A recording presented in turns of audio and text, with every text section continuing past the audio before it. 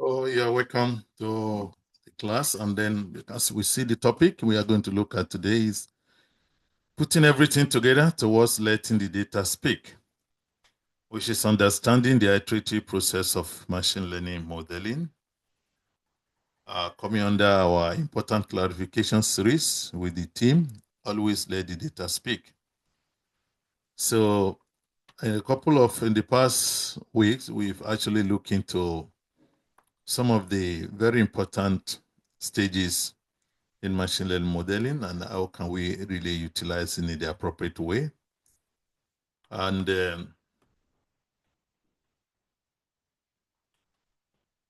how can we utilize it in the appropriate way.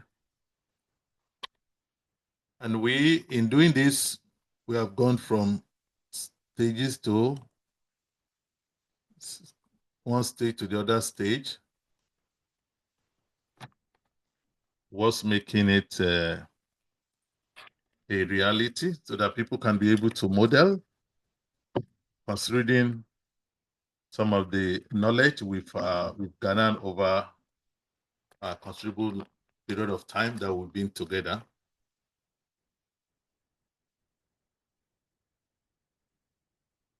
So in this sense, we're not going to look into putting all those things together as this particular depiction or figure is showing. That when we want to use machine learning in modeling our data, there are these iterative processes that are very, very important. So we have the data, then we have the algorithm, and then we have the model. So we can always move from one state to the other freely because there's that room for you to go back and redo or optimize or make better what you have done in the past. So there's no need to be too rigid about it. And especially, I've cautioned us against what I call mutilation of data. We always need to let our data speak before we carry out so much pre-processing. Apart from some of the pre-processing we've identified has been very important, especially the missing value treatment. All other pre-processing can be suspended a little bit until we see how the actual data is performing. So we always need to let the data speak. And that is the topic we're looking at today, that putting everything together towards letting the data speak, demonstrating the understanding of, or our understanding of the iterative process of machine learning modeling. So once you get the data as the depiction shows, we select the appropriate algorithms from the vast majority of algorithms we have. And there's no algorithm that is always better in our situation. So I have to take note of that. But however, it's always advised that we start from the simple algorithm to more sophisticated algorithm. Because sometimes there could be some hidden insight in the data that sophisticated algorithm may not be able to pick them out.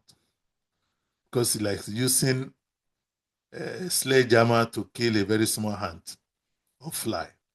You may end up breaking your table or breaking that particular part of the wall while still missing the fly. So start simple and then check the performance of your model.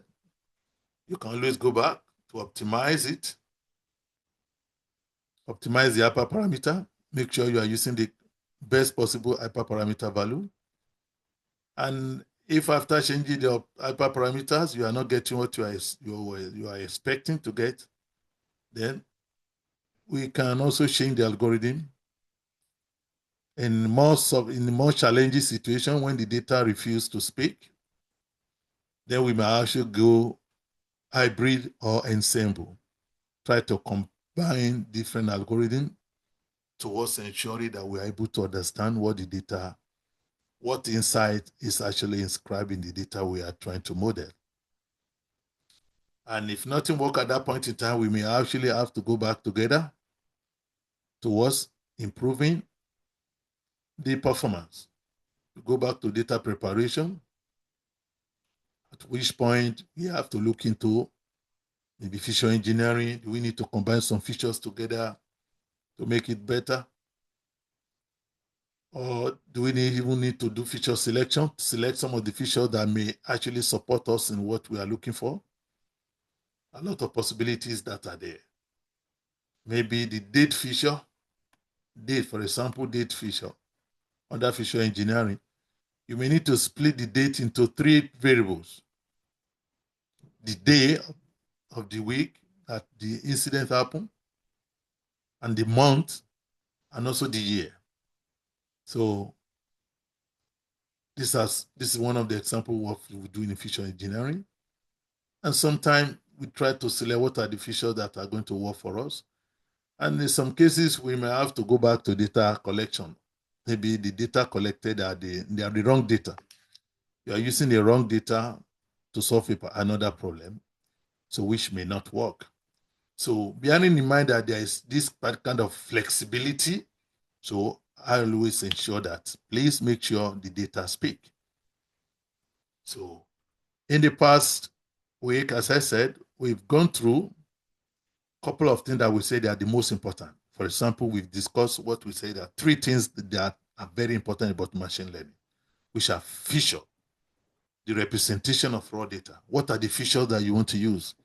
If you collect the wrong features, even bring the most sophisticated algorithm, it may not be able to solve the problem for you. So we have to collect the appropriate variables that actually have some of the intrinsic characteristics of that area you want to model. For example, you want to model medical prediction, and then you are collecting data about what is the number of courses he passed in school, how many A's he has, how many B's, what is the relationship of that with medical. So you have to collect data that is appropriate. And that is why we talk about the feature. After that, we have the model. Which algorithm are you going to use? See, then we have to keep looking into algorithms. What are the ones that are going to work for this problem? There's no algorithm that is good in all situations. And I used to say it, if somebody said this is the best algorithm in machine learning, no. Maybe it's mistaken or he doesn't have a very deep understanding of the way it works. There's no algorithm that is better in all situations.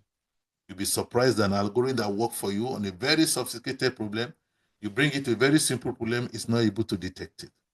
Because the data are having their insight.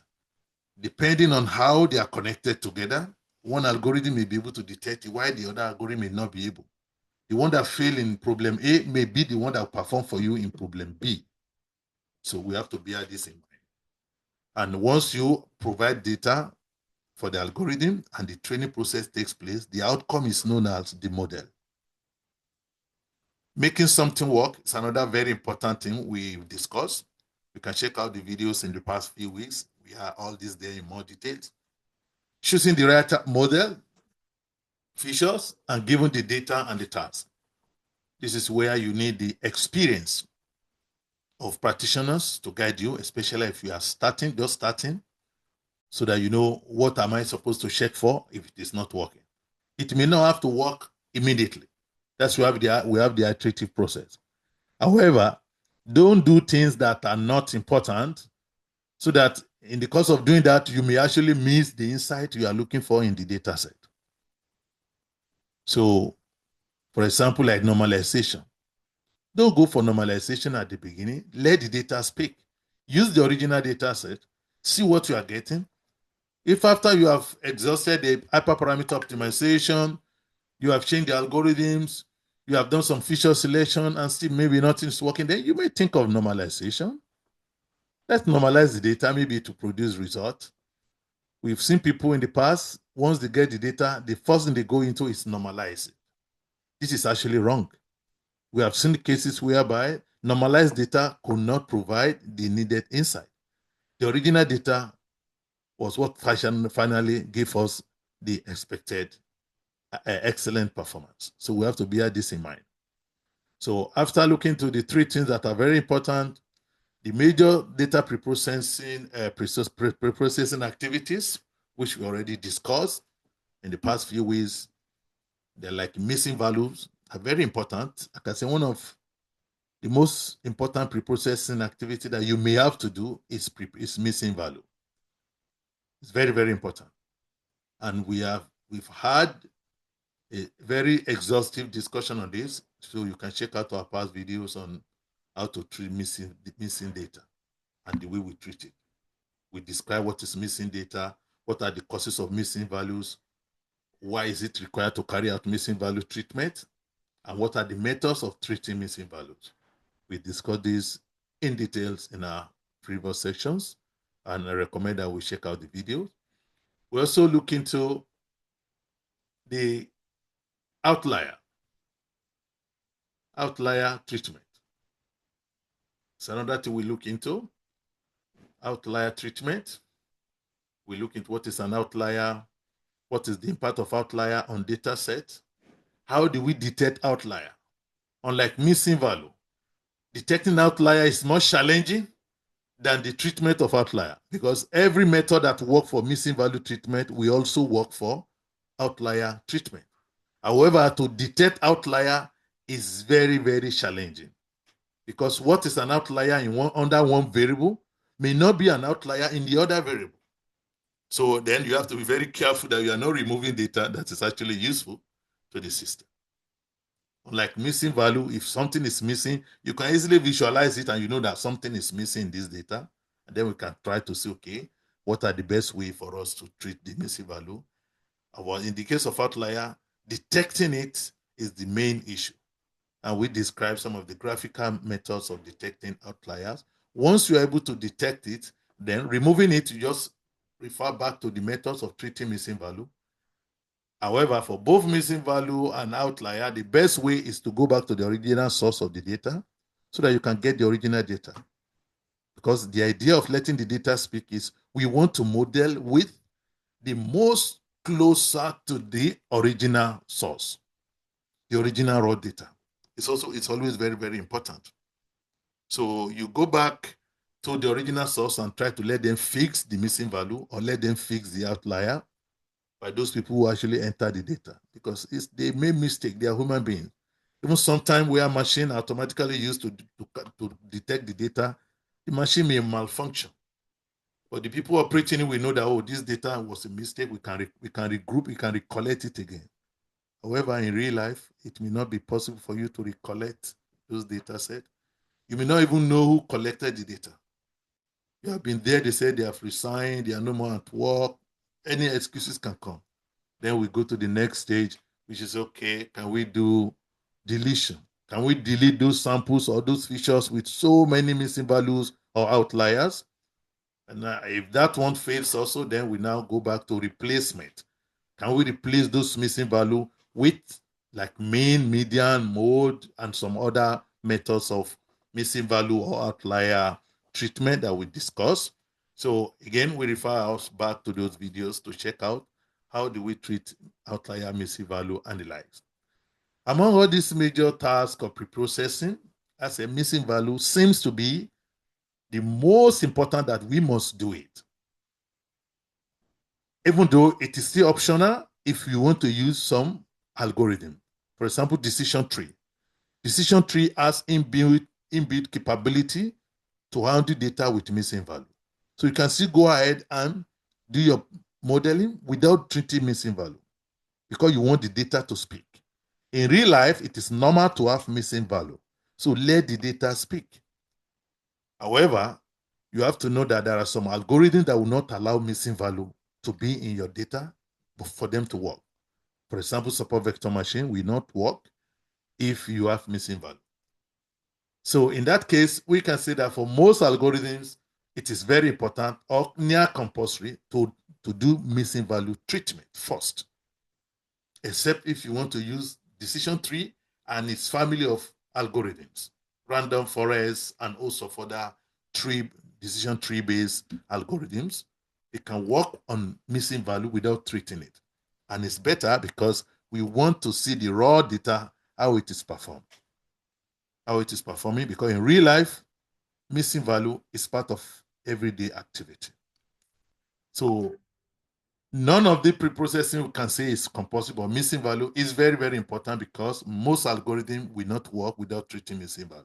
So aside the missing value treatment that you can treat from the beginning, every other pre-processing method is optional.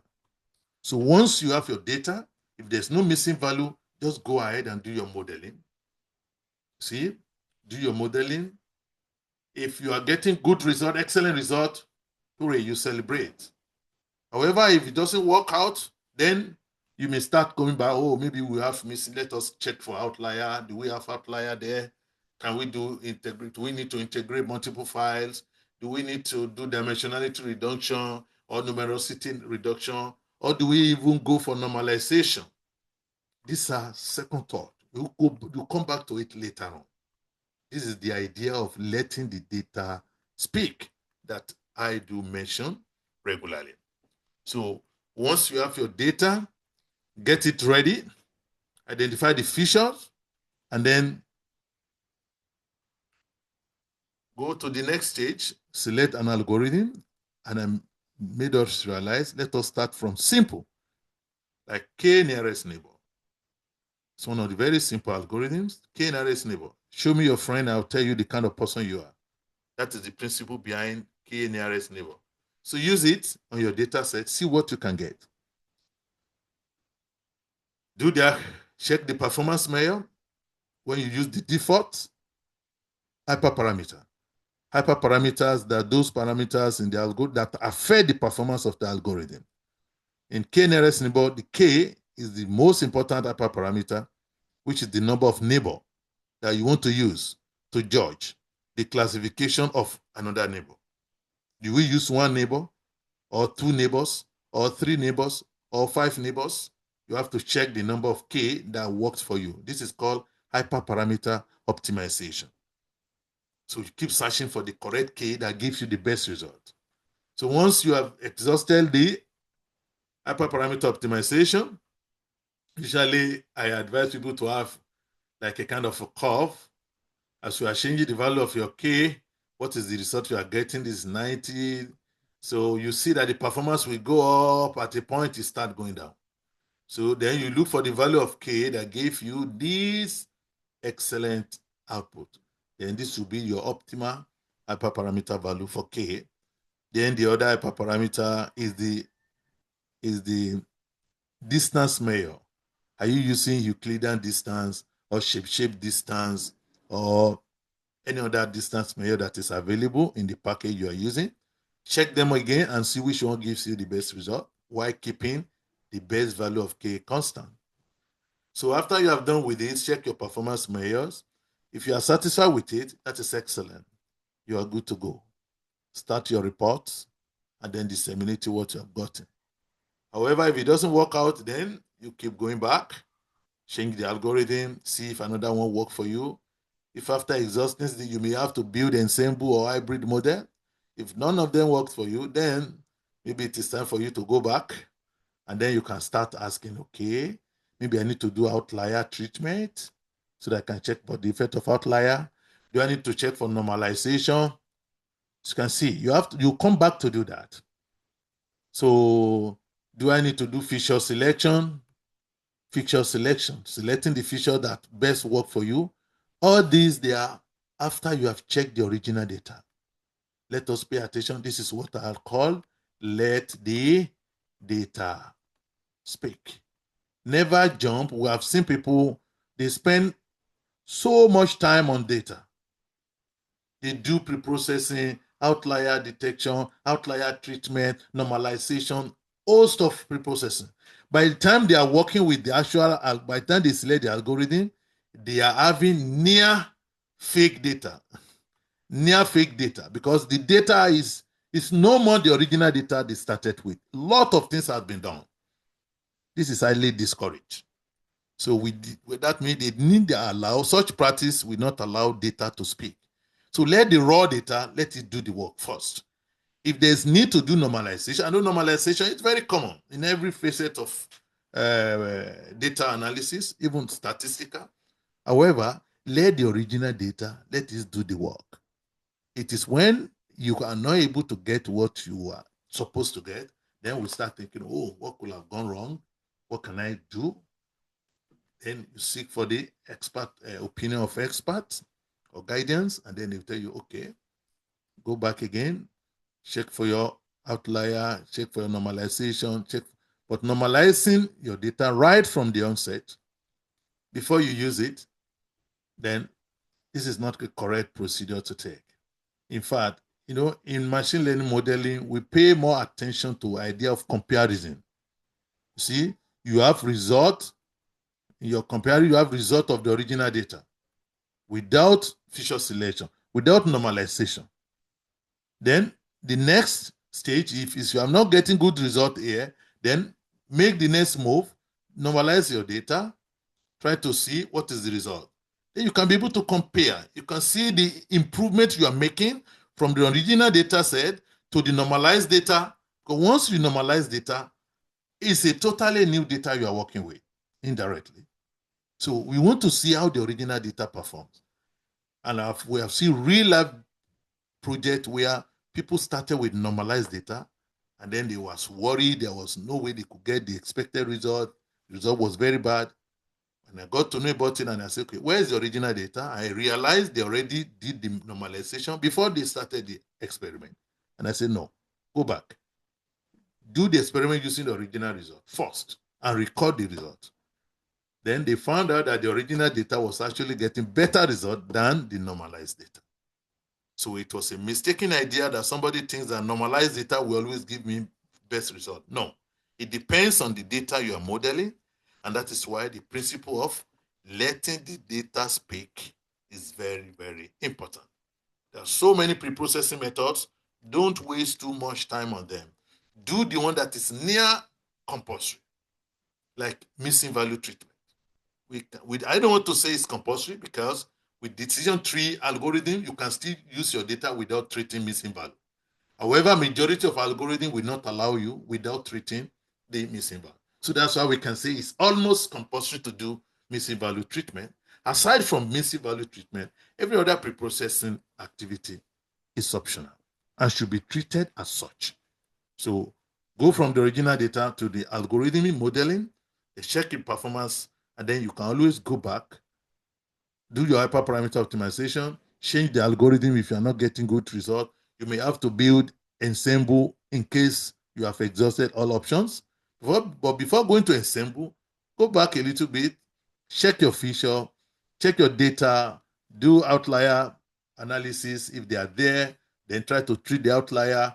Can you try to normalize the data maybe to give you good result? Then can you try feature selection? Because the more the number of features you have, the more the number of samples that you need to get reasonable result. This is in a process we call cost of dimensionality. Cost of dimensionality. The more the number of features you are having, unfortunately, the number of sample you need to get better result is an exponential problem. And any exponential problem is not solvable. You see, because the number of sample given to you by your client is limited. And now they gave you 17 features with 350 samples. Ideally, with 17 features, you are supposed to be given like 17 raised to power 10 samples. Now you are only battling with 350 samples. So 17 features to 350 samples, the number of samples are grossly inefficient. What do? Then we have to resort back to feature engineering, feature selection, try to select among the 17 features, what are the most important features? And we have different type of feature selection that we can use. And I want to believe we have already covered this in some of our previous videos, which we can check out. This is what I call understanding the iterative process of machine learning modeling towards letting the data speak. Any attempt to do exhaustive preprocessing may lead you to missing the important insight that you are actually looking for in the data set. So I believe this is a good place to stop for the day. In case we have questions or clarification, then we can take a few questions before we call it a day. Thank you very much for listening. I wishing you all the best. Thank you.